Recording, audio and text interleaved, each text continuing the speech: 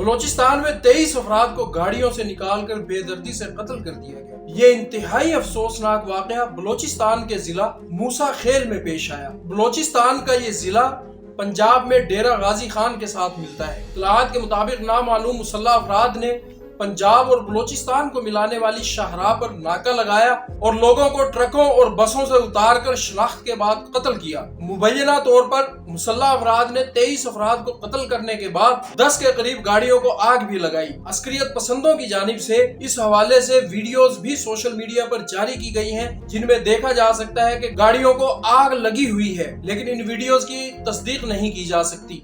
तर्जुमान बलूचिस्तान हुकूमत का कहना है ये इंतहाई अफसोसनाक वाकया एक दूर दराज इलाके में पेश आया। ये एक छोटी शाहराह थी जिस पर आमतौर पर सिक्योरिटी इतनी ज्यादा नहीं होती, जिसका अस्करियत पसंदों ने फायदा उठाया और बेदर्दी के साथ लोगों को कत्ल किया। सूबाई और वफाकी हुकूमतों ने वाक़े की मजम्मत की है और दहशतगर्दों को मंतकी अंजाम तक पहुंचाने के अज़्म का इयादा किया है। यहाँ सोचने वाली बात यह है, जिन दहशतगर्दों ने नाका लगाया वो कई घंटे तक लगा रहा होगा। इस दौरान किसी को मारते रहे, किसी को छोड़ते रहे। यहाँ ये सवाल बनता है कि इतनी देर तक क्या कोई इत्तला हुकूमत तक नहीं पहुंची? असिस्टेंट कमिश्नर का कहना है कि ये पुलिस का ज़ेरे इंतजाम इलाका है। यहाँ ये भी सवाल बनता है कि क्या पुलिस इतनी खौफजदा है इन अस्करियत पसंदों से कि उनका मुकाबला करने के लिए सामने नहीं आ सकी। दहशतगर्द रात भर खून की होली खेलते रहे, लेकिन उन्हें कोई नहीं रोक सका। सुबह हुई तो लीवीज और पुलिस के एहलकार मौका पर पहुंचे